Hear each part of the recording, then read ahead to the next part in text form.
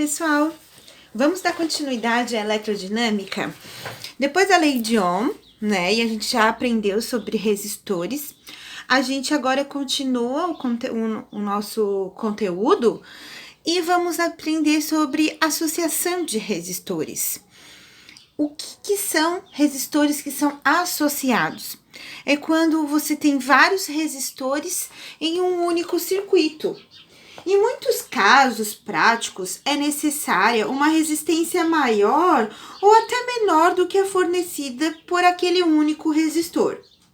Em outros casos, um resistor só não suporta a intensidade da corrente fornecida pelo gerador ou pela fonte, né? Em algumas situações, então, vão se utilizar os resistores associados, né? Que é o que acontece nas instalações das nossas casas, né? Cada lâmpada, cada tomada, cada equipamento eletrônico seria um resistor e eles são associados, né? Por exemplo, às vezes a gente se pergunta por que em alguns casos, se um queima uma lâmpada, queima outra lâmpada queima junto, por exemplo, quando é no pisca-pisca de Natal, né? É a característica delas estarem associadas de um determinado modo, tá? Ou então, como que se faz para que um seja totalmente independente do outro, né? A gente precisa associar de outro jeito, né?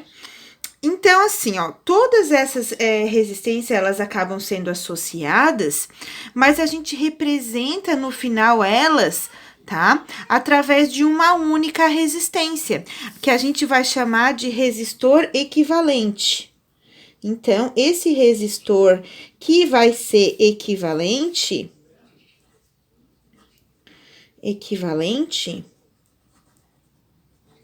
a gente vai chamar de REC, tá? Esse resistor equivalente, ele vai substituir todas as resistências do circuito, tá? Então, eu vou ter uma resistência só, que a gente vai chamar de resistor equivalente, tá? E ele vai receber a DDP total do circuito e a corrente total do circuito.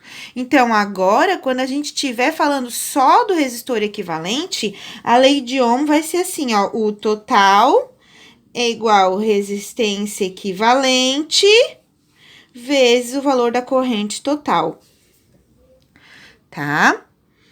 Certo? E aí, gente, esses resistores, eles podem ser associados de três maneiras possíveis, tá?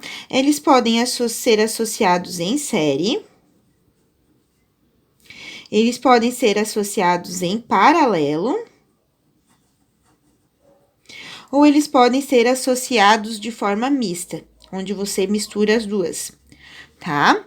Primeiro, a gente vai ver o série, depois, em outra aula, o paralelo, para posteriormente a gente conseguir falar deles misturados, tá?